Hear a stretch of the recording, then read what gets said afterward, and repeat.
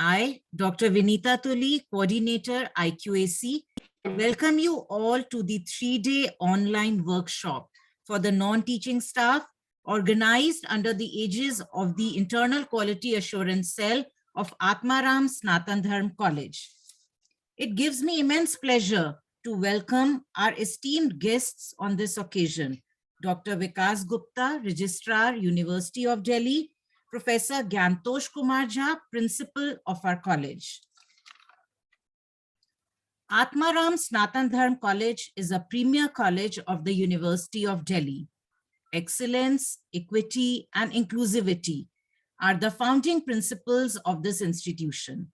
And in the 60 years since its inception, ARSD has emphasized the creation of a progressive and egalitarian community focused on the continuous improvement.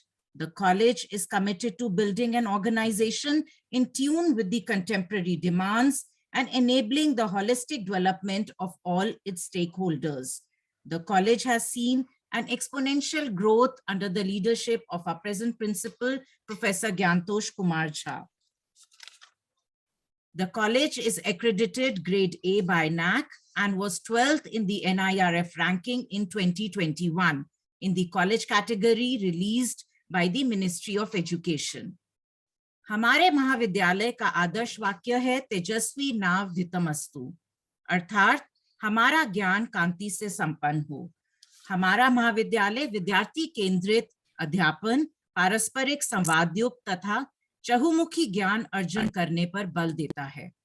Atmaram सनातन धर्म महाविद्यालय अपने छात्र छात्राओं को गुणात्मक शिक्षा प्रदान करने के साथ उनके सर्वांगीण विकास के लिए प्रतिबद्ध है। Role of the administrative staff, account section, library staff, and the lab staff is very important and crucial in the assessment and the accreditation of higher education institution. Quite often, the role of the non-teaching staff in the accreditation process and ranking is sidelined or sidetracked, since it is essentially treated as a pure academic exercise. However, there is an essential role to be played by the non-teaching staff, as they are the backbone of any institution. As you all know, in the NIRF ranking and in the accreditation data plays an important role. So the data has to be kept systematically by the library staff, administrative staff, account section, and also the upkeep of labs plays an important role in the NAAC accreditation. Keeping this in mind, the IQAC of the college is organizing a 3-day workshop covering topics like new education policy, constitutional values, and strategic planning in higher education, facets of administration in university and colleges, and procurement rules as per GFR and new pension scheme. किसी भी उच्च शिक्षण संस्थान के मूल्यांकन और उच्चतम मान्यता प्राप्ति में प्रशासनिक कर्मचारियों, लेखा अनुभाग, पुस्तकालय स्टाफ और प्रयोगशाला कर्मचारियों की भूमिका बहुत महत्वपूर्ण है। संस्था की मान्यता प्राप्ति और रैंकिंग में शिक्षेतर कर्मचारियों की यह भूमिका अक्सर विशेष रूप से उल्लेख की जाती है तो कभी-कभी गौण रह जाती है। लेकिन वास्तविकता यह है कि किसी भी संस्थान की रीढ़ होते हैं जो अपने शिक्षण संस्थान के विभिन्न अकादमिक समूहों, विद्यार्थियों और शैक्षणिक सदस्यों के बीच समन्वय स्थापित कर कॉलेज की गतिविधियों को आगे बढ़ाने में अग्रणी भूमिका निभाते हैं। काम के बढ़ते दायरे और तकनीकी बदलाव के साथ उनकी यह भूमिका भी बढ़ती जाती है और बदलती रह रही है। वे अपने लिखने के हुनर के बल पर काम के बढ़ते दायरे और नई तकनीक के साथ तालमेल बिठाकर संस्था को आगे बढ़ाने के महत्वपूर्ण योगदान कर सकते हैं और कर रहे हैं। I welcome the principal of our college, Professor Gyantosh Kumar Jha. Sir, has always been a guiding light for all our endeavors. May I now invite our principal, sir, to say a few words and to welcome Dr. Vikas Gupta. Thank you, Dr. Vinita Tuli. Respected Dr. Vikas Gupta ji, Registrar, Delhi University. Dr. Vinita Tuli, Coordinator, IQAC of the college. And all the participants from various college and university departments. On behalf of Atmaram Sanatan Dharma College, it's a great pleasure and honor for me to welcome you all in this training and workshop program organized by Internal Quality Assurance Cell of our college. I'm glad that we are organizing this kind of online workshop for non-teaching staff on the various important topics. As always, Dr. Vikas Gupta ji is very kind to give his valuable time for this workshop. And when I talked to him to deliver a lecture and for the participants, he has given me a very important topic that he will deliver lecture on new education policy. And I think when university is going to adopt from the next session a new education policy and 4-year degree program, so everyone should know about the new education policy and the system which we are adopting. So thank you. I'm grateful and thankful to Vikas Gupta ji who has given his time. And as Dr. Vinita Tuli has said, that in these 3 days, we are going to cover topics like new education policy, constitutional values and strategic planning in higher education, facets of administration in university and colleges, and procurement rules as per GFR and new pension scheme. So many of our experts will speak on these topics. And it is very important that time to time, these kind of workshop and training program should be organized by every institution for the development of the staff, which are working in the administration, account section, library or laboratory. Because all the components, all the staff are contributing and contribute for the development of the college. So it is very important for everyone to okay. तो आप सबों का मैं स्वागत करता हूं फिर से, और मैं उम्मीद करता हूं कि ये जो कार्यशाला हमने 3 दिवसीय कार्यशाला आयोजित की है, ये बहुत ही लाभदायक और उपयोगी होने वाला है, क्योंकि अभी आने वाले सत्र से राष्ट्रीय शिक्षा नीति के तहत 4 वर्षीय पाठ्यक्रम को हमारा विश्वविद्यालय लागू करने वाला है कॉलेज में। तो उसकी जानकारी और उसमें किस तरह की से आपको काम करना है, इससे लैस होना बहुत ज़रूरी है। इसके अलावा जो बाकी टॉपिक हैं जिससे हायर एजुकेशन में, उच्च शिक्षा में क्या बदलाव आ रहे हैं, और हर व्यक्ति से, चाहे वो शिक्षण कर्मचारी हो, चाहे शिक्षकेतर कर्मचारी हो, उनसे क्या अपेक्षा रहती है संस्थान को, ये भी समझना जरूरी है। तो मैं समझता हूँ कि ये जो 3 दिवसीय कार्यशाला है, जो ट्रेनिंग प्रोग्राम है, इससे आप लाभान्वित होंगे। मैं डॉक्टर विकास गुप्ता जी के प्रति आदर और आभार व्यक्त करता हूँ कि उन्होंने अपने व्यस्त समय से हमारे इस प्रोग्राम के लिए समय निकाला। आपका पुनः बहुत बहुत स्वागत और हार्दिक अभिनंदन। धन्यवाद। Thank you Vineeta, over to Vineeta. Thank you, sir, for your words. It gives me immense pleasure to welcome Dr. Vikas Gupta, Registrar, University of Delhi. It's always an honor to have you with us, sir. And sir, you have always been a mentor and a guiding force and an inspiration for all of us. Dr. Vikas Gupta is also a founder senior director at the National Testing Agency, which is the apex body of the MHRD. Earlier, he has held positions of Joint Secretary, UGC, and Joint Registrar, University of Delhi. Sir started his career as a lecturer in electronics at ARSD College, University of Delhi, and has handled multiple responsibilities at the university, which include full charge of South Campus with additional responsibilities of the colleges, council branch, and establishment. He has held several positions, to name a few: Director, Distant Education Council, which is the apex body to regulate distance education, Joint Secretary, CBSE, and Regional Officer of the Northeast region of CBSE. Assistant Director, AICTE, which is the apex body to regulate technical education, and has also been the Controller of Examination at the Indira Gandhi Delhi Technical University for Women. He is also a member of the prestigious committees like Finance Committee, Central University of Haryana, expert member for recruitment, rules and roster for HNB Central University, Central University of Kerala, Ambedkar University, Delhi. And he has also been a special invitee member of the UGC Pay Review Committee. I welcome you again, sir. And now I request Dr. Vikas Gupta to share his views on the most pertinent and relevant topic for us today, that is the new education policy. Namaskar.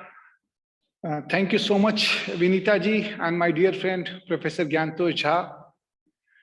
I really appreciate your efforts, the way you organize the training programs for teachers and especially for non-teaching staffs.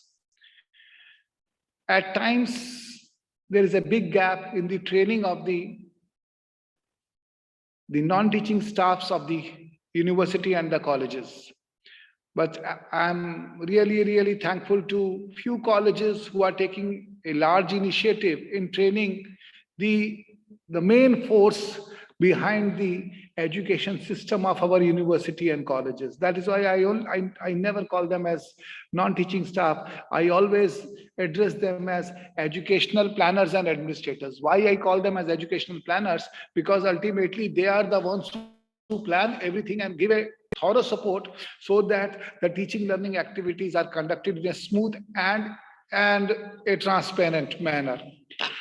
कई बार ये भी सोचा मैंने, कल जब मेरी ज्ञानतोष जी से बात हुई कि शिक्षा नीति के ऊपर हम बात करें तो शिक्षा नीति पे नॉन टीचिंग का क्या रोल रहेगा, नॉन टीचिंग का क्या इन्वॉल्वमेंट है।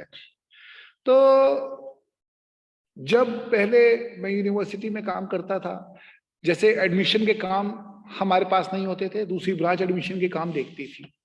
तो लेकिन आप जैसे समाज में होते हैं तो लोग आपसे जरूर चर्चा करते हैं, आप लोगों से जरूर पूछते हैं, और हम लोगों को नहीं पता होता था कि एडमिशन की एक्टिविटीज में क्या क्या चीजें हैं, क्या नहीं है। बेसिक पता होता था कि भाई 12th में नंबर चाहिए, 3 सब्जेक्ट में चाहिए, 4 सब्जेक्ट में चाहिए। इसके अलावा एडमिशन की बहुत निटिग्रिटीज नहीं पता होती थी।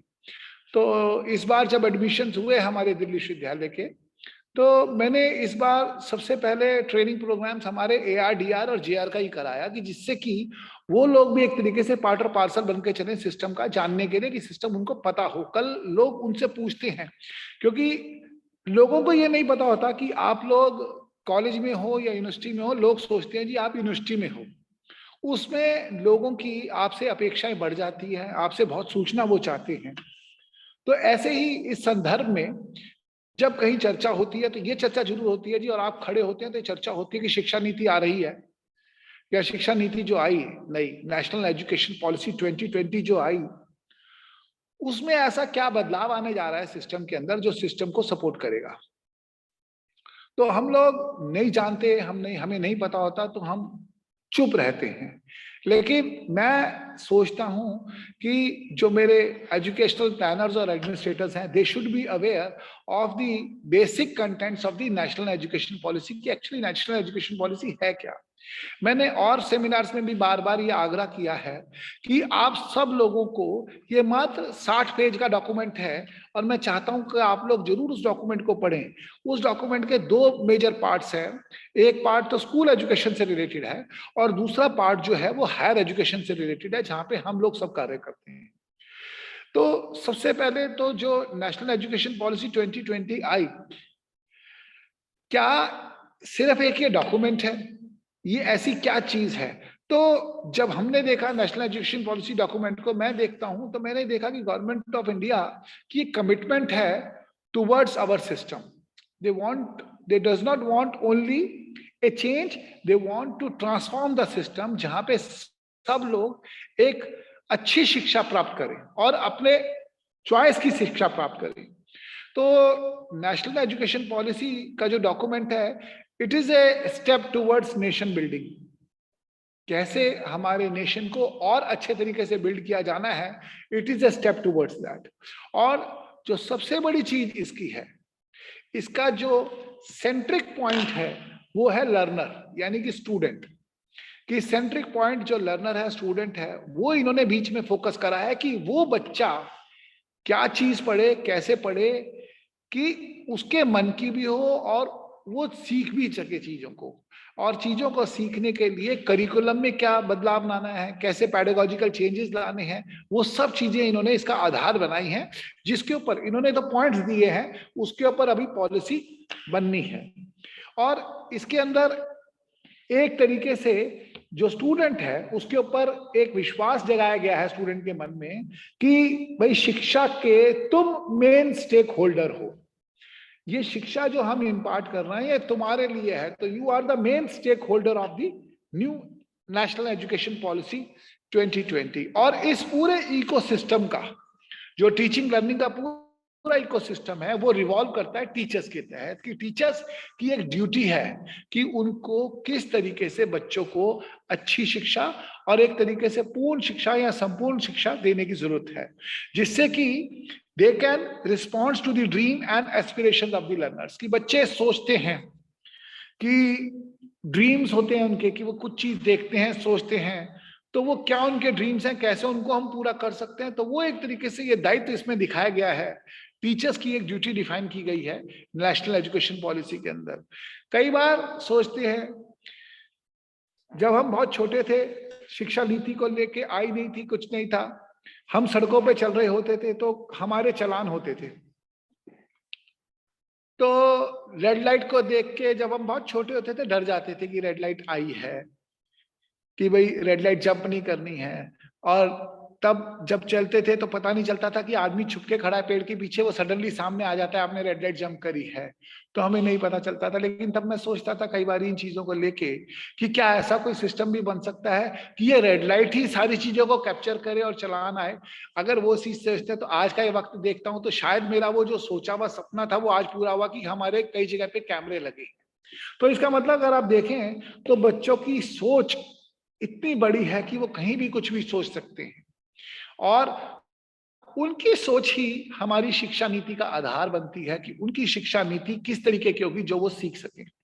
अब इसके अंदर शिक्षा नीति के अंदर जो इन्होंने क्या क्या चीजें प्रमोट करने की कोशिश करी, कि क्या क्या चीजों को ये बढ़ावा देना चाहते हैं, इसमें सबसे बड़ा जो इनका पॉइंट है वो है multi modal approaches of learning. सिर्फ एक ही तरीके से नहीं पढ़ाने का शिक्षा नीति बानी इन्होंने कहा भाई अलग अलग तरीके से पढ़ाऊं। आज की डेट में जैसे हम जानते हैं, आज का नहीं, आज से 2 साल पहले का, सिर्फ हम एक ही मोड ऑफ लर्निंग जानते थे, face to face mode of learning, कि भाई आमने सामने बैठे हैं और हम पढ़ रहे हैं। अगर जब से कोविड आया हम लोगों ने ऑनलाइन लर्निंग को भी बढ़ावा दिया, और आज की डेट में देखिए ये जो ट्रेनिंग प्रोग्राम हो रहा है, पहले आप लोग अपने कॉलेजों से ऑफिस से छुट्टी लेते थे, एक ट्रेनिंग प्रोग्राम के लिए दूसरी जगह जाते थे, 1 घंटा ट्रैवल करते थे, वहां पहुंचते थे, अटेंड करते थे, फिर वापस चलते थे वहां से। आज की डेट में आप ये देखिए, आप ये ट्रेनिंग प्रोग्राम भी ऑनलाइन अटेंड कर रहे हैं, और इसका फायदा क्या है कि ट्रेनिंग प्रोग्राम आप अटेंड करेंगे और आपको सर्टिफिकेट भी ऑनलाइन मिलेगा। तो गवर्नमेंट जो चाहती है वो यही चाहती है कि बच्चा जब जहां हो उस तरीके से पढ़ सके। तो एक तो हो गया face to face mode of learning, दूसरा इसमें आया ऑनलाइन या डिस्टेंस या virtual mode of learning. Virtual mode of learning और ऑनलाइन डिस्टेंस में कहाँ पे कोर्स मटेरियल आएगा और या कहाँ पे आपको एक मटेरियल मिल जाएगा, you learn of your own and appear in an examination, तो वो भी है। इसके अंदर ही गवर्नमेंट ने जो चीजें प्रमोट करने की कोशिश करी, इसके अंदर उन्होंने कहा जी हम मल्टी डिसिप्लिनरी अप्रोच लाएंगे कि बच्चा एक ही सब्जेक्ट को ना पढ़े। अगर अब आप अपने टाइम पे भी और सोचेंगे, अपनी शिक्षा के टाइम का सोचेंगे, शायद कुछ बच्चों ने मैथ्स पढ़ा तो वो हिस्ट्री नहीं पढ़ पाए, हिस्ट्री पढ़ी साइकोलॉजी नहीं पढ़ पाए, साइकोलॉजी पढ़ी फिलॉसफी नहीं पढ़ पाए, या कोई भाषा का ज्ञान नहीं अर्जित करा। तो गवर्नमेंट अब चाहती है इसमें मल्टी डिसिप्लिनरी एजुकेशन को हम बढ़ावा दें, जो बच्चा पढ़ सके डिफरेंट सब्जेक्ट्स को। दूसरा गवर्नमेंट इसमें चाहती है वोकेशनल एजुकेशन को हम बढ़ावा दें। वोकेशनल एजुकेशन में मैंने बार बार बताया है कि हमारे स्कूल लेवल पे हम प्रोजेक्ट करते थे। एक पीरियड होता था हमारा SUPW, socially useful productive work का एक पीरियड होता था हमारी क्लास के अंदर, काफी स्कूलों में हुआ। उस दौरान उस क्लास में बच्चों को डिवाइड कर दिया जाता था अलग अलग एक्टिविटीज में। कुछ फोटोग्राफी में जाते थे, कुछ पेंटिंग में जाते थे, कुछ क्ले मॉडलिंग में जाते थे, कुछ ड्रम्स के लिए जाते थे, कुछ स्पोर्ट्स एक्टिविटी के लिए जाते थे, कुछ लोग म्यूजिक के जो इंस्ट्रूमेंट्स आते हैं उसके लिए जाते थे। तो ये सब चीजें हम सीखते थे साथ साथ में। तो एक तरीके से अगर आप देखेंगे कि बच्चे को हम हर हफ्ते में अगर एक पीरियड SUPW का कराते थे तो वो बच्चा कुछ ना कुछ नई चीजें सीखता था उसके तहत। तो वोकेशनल ट्रेनिंग की बात करी, इसके तहत ही गवर्नमेंट ने इसी मापदंड में नेशनल स्किल डेवलपमेंट काउंसिल को भी जोड़ा है कि भाई वहां पे भी they will develop the skills, कुछ वोकेशनल कोर्सेज और हम इसमें कर सकेंगे। इसके अलावा गवर्नमेंट चाहती है कि we should add value added courses also, कि क्या क्या बच्चे की वैल्यूज को हम ऐड कर सकते हैं। आज की डेट में बच्चों को नहीं पता कि किससे कैसे मिलना है, कैसे बात करनी है, क्या रिस्पेक्ट है, क्या सिंसियरिटी है। तो we want to add those values also in the system. और कई बार वक्त के साथ ऐड करी जाती है, पढ़ाई जाती है, तो बच्चों के दिमाग में वो चीजें बार बार बताने में बैठती हैं। क्योंकि अगर हम देखें हमारे जो छोटे बच्चे होते हैं, जब वो क्लास में जाते हैं और उन्होंने कोई चीज करके आई हो और आप लोगों ने कुछ और तरीके से उसको बताया, तो बच्चा फट कहता है कि ना आप गलत बता रहे हो, मेरी मैम ने तो यही बताया था। तो इसका मतलब कि टीचर का एक एक शब्द पढ़ाया हुआ कितना इफेक्ट करता है बच्चे के ऊपर, वो चीज है। तो वो चीजें ध्यान रखते हैं तो हम वो भी, that is why they have added कि we should give value added courses also. Then आया स्किल डेवलपमेंट कोर्सेज, वोकेशनल एक था, उनकी स्किल्स को भी डेवलप कराया कि क्या क्या स्किल डेवलपमेंट कोर्सेज हम ऐड करें, वो भी लिए जाए। इसी के तहत गवर्नमेंट एक और चीज चाहती है कि कई बार हमने देखा हमारे कॉलेजों के अंदर हम सारे सब्जेक्ट्स नहीं पढ़ा पाते। मेरे कॉलेज में अगर किसी ने एडमिशन लिया और वो बच्चा कहेगा जी मैं फिलॉसफी पढ़ना चाहता हूँ, तो हम कहते हैं कि नहीं बेटा हमारे कॉलेज में तो फिलॉसफी का टीचर ही नहीं है। या बच्चा कहे मैं साइकोलॉजी पढ़ना चाहता हूँ, तो हम कहते हैं नहीं हमारे यहाँ साइकोलॉजी का टीचर नहीं है, वो तो दूसरे कॉलेज में है। तो हमने बच्चों को एक रिजिड बाउंड्री में बांध दिया है। तो गवर्नमेंट इस रिजिड बाउंड्री को भी खत्म करना चाहती है। गवर्नमेंट ने एक मैकेनिज्म बनाया जिसको हम एकेडमिक बैंक ऑफ क्रेडिट के नाम से चाहते हैं, ABC। उसमें गवर्नमेंट ने एक प्रावधान क्रिएट करा है कि एकेडमिक बैंक ऑफ क्रेडिट के अंदर बच्चा चाहेगा कहीं से भी पढ़े, एक क्रेडिट अर्न करे, वो उसके बैंक में जमा हो जाएंगे। वो जब चाहे उस क्रेडिट को अपने ट्रांसफर कर ले या रिडीम कर ले और ऐड करवा ले, उसके बेसिस पे भी उसको डिग्री मिलेगी। और फिर गवर्नमेंट इसमें एक और चाहती है कि जो ग्रेजुएट के एक एट्रीब्यूट्स होते हैं कि ग्रेजुएट होने के बाद आपकी क्या पर्सनालिटी डेवलप होगी, ग्रेजुएट के एट्रीब्यूट्स कैसे होंगे, वो लर्निंग आउटकम बेस्ड करिकुलम पे होंगे कि उसका करिकुलम किस तरीके से हम डिवाइस करें कि उसके बेस पे उसका निकल के आए। साथ में ही इसमें ये भी प्रावधान कर रहे हैं कि इवैल्यूएशन रिफॉर्म्स भी होने चाहिए, कि बच्चे को सिर्फ हम मैकेनिकल क्वेश्चन आंसर पूछ के लिखवा के बता के नहीं, इसके वेरियस इवैल्यूएशन रिफॉर्म्स होंगे। बच्चे का कि भाई उसने फील्ड में क्या जॉब करी, उसने ट्रेनिंग में क्या जॉब करी, उसने किसके साथ कैसे इंटरेक्ट करा, तो ये सब इवैल्यूएशन रिफॉर्म्स में लाएंगे। साथ में एक प्रावधान गवर्नमेंट ने और करा है इसके अंदर, जो प्रावधान करने जा रही है वो ये चाहती है कि जी इसके अंदर आप मल्टीपल एंट्री और मल्टीपल एग्जिट भी लेके जाएं।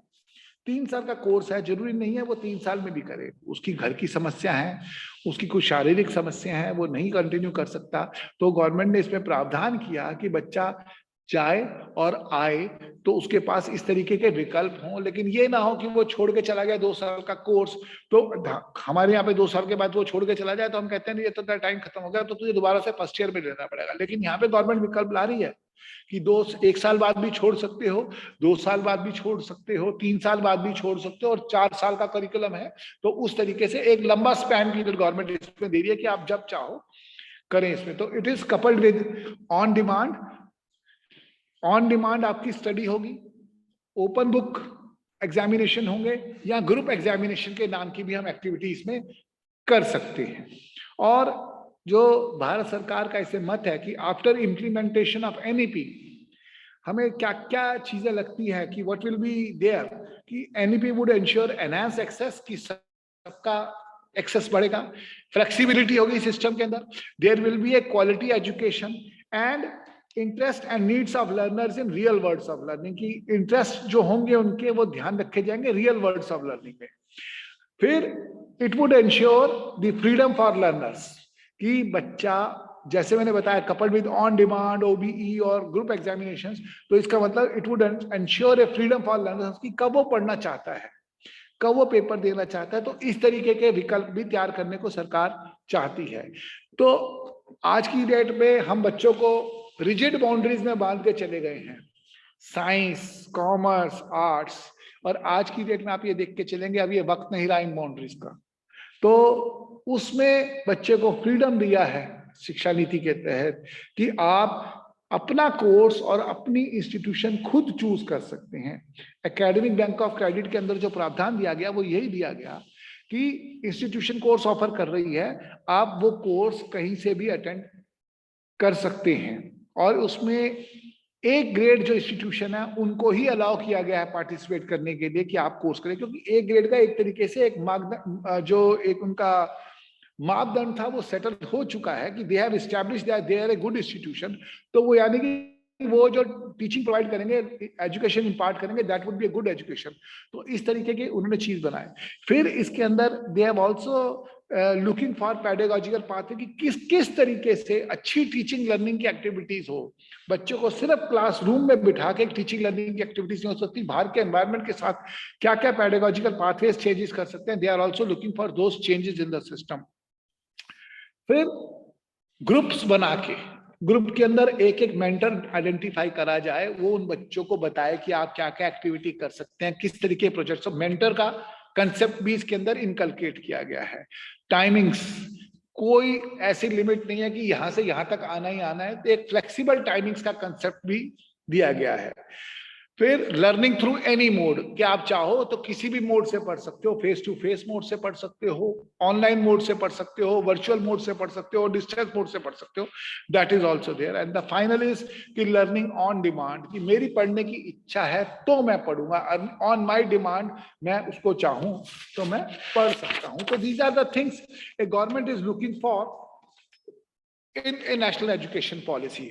इसके अंदर अब हमारा जो दूसरा कंसेप्ट आता है होलिस्टिक और मल्टीडिसिप्लिनरी एजुकेशन का, कि what do we mean by holistic and multidisciplinary education, जिसमें हम ये कहते हैं कि जो सरकार ने बहुत सिंपल डेफिनेशन है, there is it is in the aim of the government to develop all capacities of the human beings, की एक आदमी के अंदर बहुत सारी कैपेसिटीज होती हैं, उसकी वो सारी कैपेसिटीज को डेवलप करा जाए in an integrated manner, besides general engagement and enjoyment of learning. सिर्फ यही नहीं है कि वो आया चला गया या सिर्फ कुछ सीख रहा है, उसके अलावा उसकी जो दूसरी कैपेसिटीज हैं, इंटेलेक्चुअल कैपेसिटी सोचने का, aesthetic capacity, social capacity, physical capacity, emotional and moral जो एट्रीब्यूट्स हैं उसके, वो भी इसमें डेवलप करने की बात करी गई है। तो दैट इज व्हेन वी से कि उन्होंने इन 6-7 चीजों को, intellectual, aesthetic, social, physical, emotional and moral, इन चीजों को कहा कि इनकी ये सब चीजों को डेवलप किया जाए। तो that is why they have called it holistic development, की बच्चे का एक तरीके से पूर्णतः विकास होना चाहिए। और क्या होगा उससे? It will help them develop as a well rounded individuals. आज की डेट में आप देखें, जब आप किसी बच्चे से बात करते हैं, बच्चा आपसे बड़ी तहजीब से बात करता है, बड़ी इज्जत से बात करता है, तो आपके मन में एक विचार आता है, देखिए कितना अच्छा बच्चा है, और आप कहते हैं उसके संस्कार कितने अच्छे हैं। तो शायद वो सारे संस्कार सरकार कोशिश कर रही है कि नई शिक्षा नीति में ये संस्कार उनके बीच में लाए जाए। फिर साथ में ही it was also expected that they would be processing critical 21st century capacities in fields in 21वीं शताब्दी के अंदर हमारी क्या क्या क्रिटिकल कैपेसिटीज हैं इन फील्ड्स। और उसमें उन्होंने ये नहीं कहा कि आप इसको एक ही जगह रोक के चलिए, उसमें उन्होंने कहा अक्रॉस वेरियस फील्ड्स। सिर्फ यही नहीं कि सिर्फ साइंस में, उसमें उन्होंने कहा across arts, humanities, languages, sciences, social sciences, professional, technical and vocational field. मतलब कि इन सब को लेके हम चाहेंगे कि बच्चा आगे बढ़े। तो आज की डेट में जब ये कैपेसिटीज उसकी डेवलप कराएंगे तो वो अपने आप एक वेल राउंडेड इंडिविजुअल बनेगा।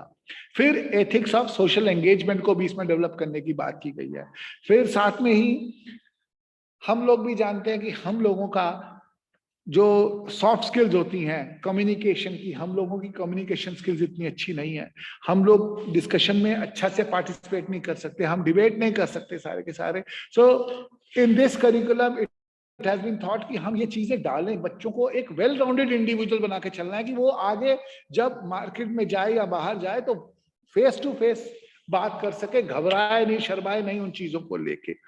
और फिर सरकार ने इसके तहत एक स्ट्रक्चर और दिया कि भाई किसी की टीचिंग 3 साल की भी हो सकती है, किसी की 4 साल की भी हो सकती है।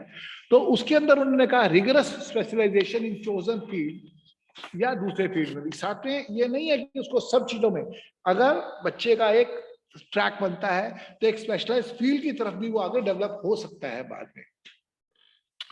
और जो हमारा भारत है, भारत देश है, we have a long tradition of holistic and multidisciplinary learning.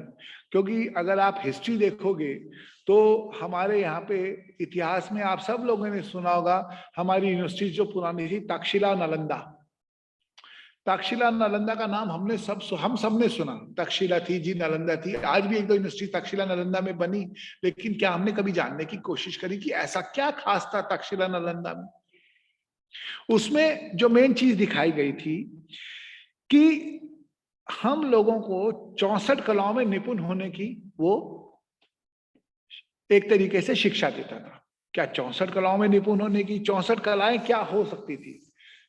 तो 64 कलाओं में उन्होंने ये भी कहा सिंगिंग और पेंटिंग को एज साइंटिफिक फील्ड्स की तरह ट्रीट किया गया। सिंगिंग और पेंटिंग को they have been treated as scientific fields. They were teaching chemistry and mathematics together.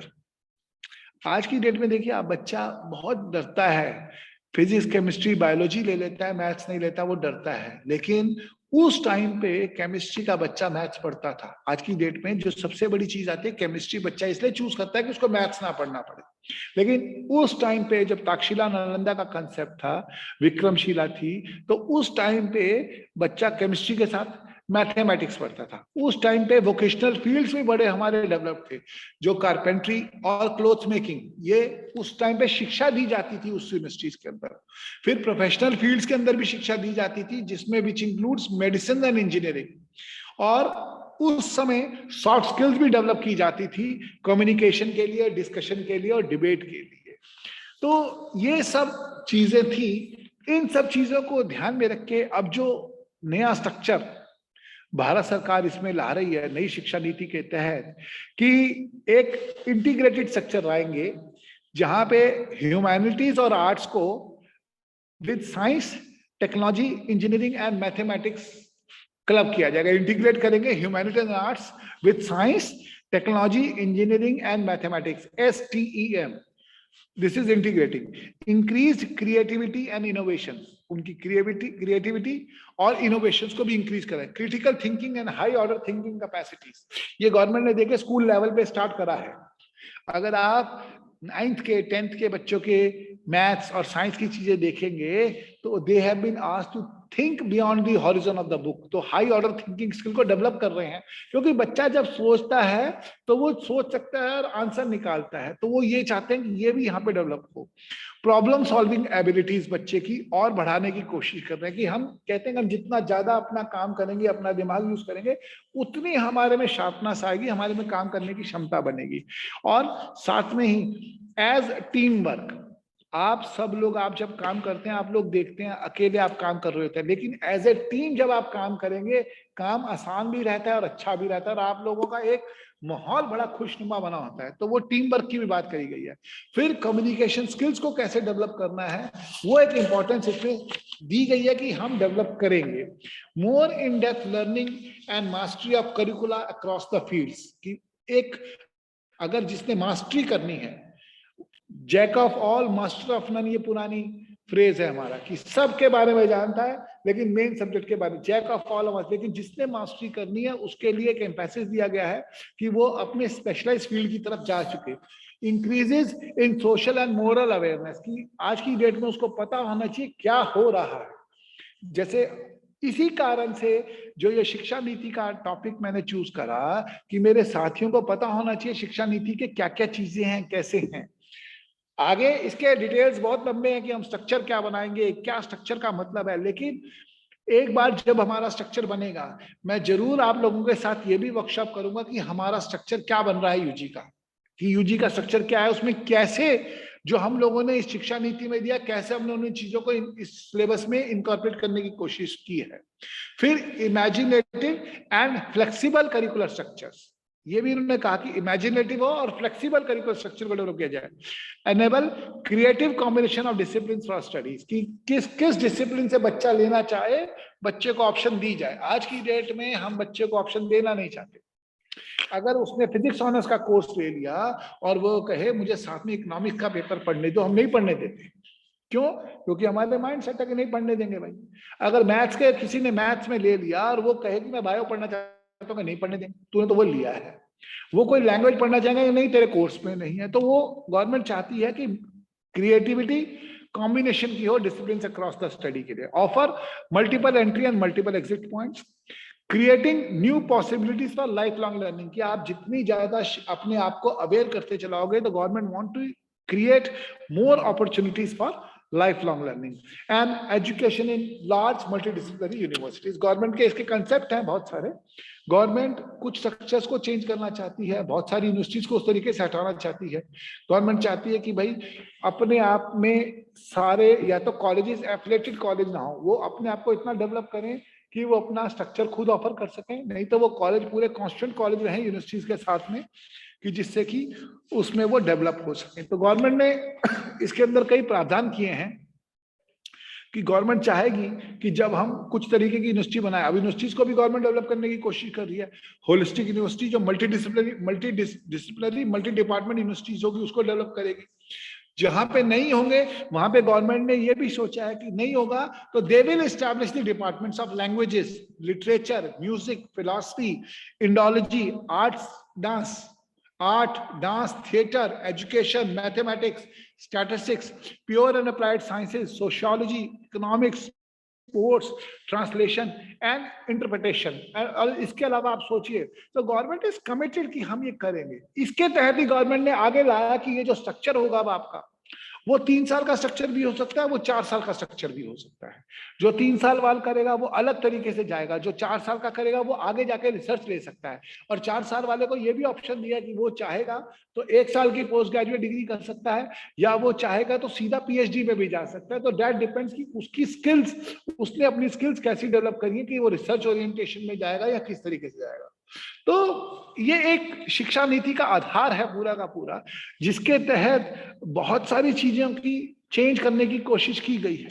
एक step towards a holistic and multidisciplinary education for all our learners. So this is a few points I wanted to discuss with all of you. I wanted to inform you, and now if there are any questions or any points which we need to discuss, we can discuss that. And I'm thankful to my friend Professor Gyantosh Jha and Vinita ji for giving an opportunity कि मैं आप लोगों के साथ जुड़ सका. So now I would be available for any types of question and answers related to the topic we have discussed. Thank you so much. Thank you, sir, for Thank you, sir. enlightening us on the National Education Policy 2020. Ravinder, can we open the chat box for questions? Yes, ma'am, it is open. Okay, अगर कोई question है तो आप chat box पे लिख सकते हैं.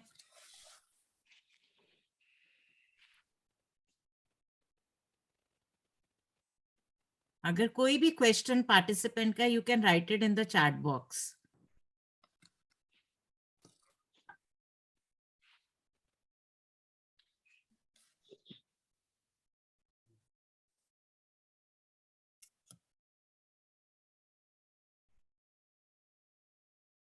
मुझे नहीं लगता कि कोई प्रश्न है किसी का, चूंकि विकास जी ने जितने सरल तरीके से राष्ट्रीय शिक्षा नीति के बारे में बात की है तो वो साधुवाद के पात्र हैं. मैं अपने मित्र डॉक्टर विकास गुप्ता जी, जो हमारे विश्वविद्यालय के कुल सचिव हैं और इस सत्र के हमारे अतिथि वक्ता थे, मुख्य अतिथि थे, उनका कॉलेज की ओर से आभार व्यक्त करता हूं. और मैं समझता हूं कि सभी प्रतिभागियों की ओर से भी आपका आभार कि आपने इतने सरल और सहज तरीके से राष्ट्रीय शिक्षा नीति में क्या है, हमको क्या बदलाव लाने हैं, और शिक्षक या अन्य जो कर्मचारी हैं, जो कि आपने सही कहा कि एजुकेशनल प्लानर है ये लोग, जो भी शिक्षा नीति है या शिक्षा से संबंधित जो नीतियां बनती है उसका क्रियान्वयन इन्हीं लोगों के द्वारा संपन्न होता है. तो निश्चित रूप से आपका वक्तव्य जो सार्थक वक्तव्य है वो सबके लिए बहुत ही मायने रखेगा और अर्थवान है. सब लोग सबने इससे लाभ लिया है. तो मैं पूरी कृतज्ञता के साथ आपका आभार व्यक्त करता हूं सर. और विनीता, आप अपनी ओर से बोलिए. Thank you so much. Thank you, Dr. Saab. Thank you, sir. And we'll definitely look forward to another training program when the entire national education policy is on black and white paper. Sure. Thank you. Yes. Thank Sir, you, we are really thankful to you, and it was really beneficial for us. It is your lecture on the national education policy is of great benefit to the entire non-teaching and the teaching community. And according to this national education policy, the government is laying stress on multimodal learning. As you said, face-to-face and online mode of learning will both go on together. It is leading to a multidisciplinary approach.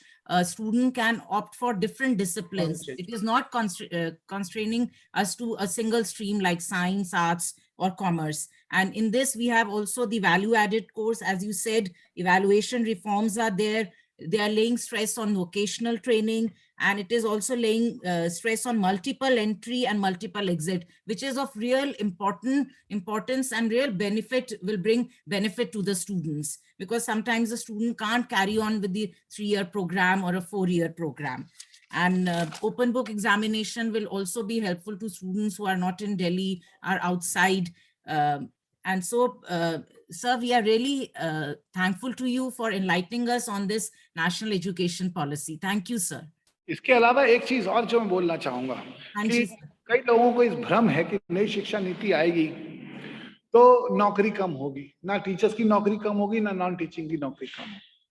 और बल्कि जो मुझे लगता है, क्योंकि हम जितने विकल्प देते चले जाएंगे बच्चों को, जितने कॉम्बिनेशंस देते जाएंगे, तो उससे आप ये देख के चलेगी कितनी रिक्वायरमेंट हमारी बढ़ती चली जाएगी.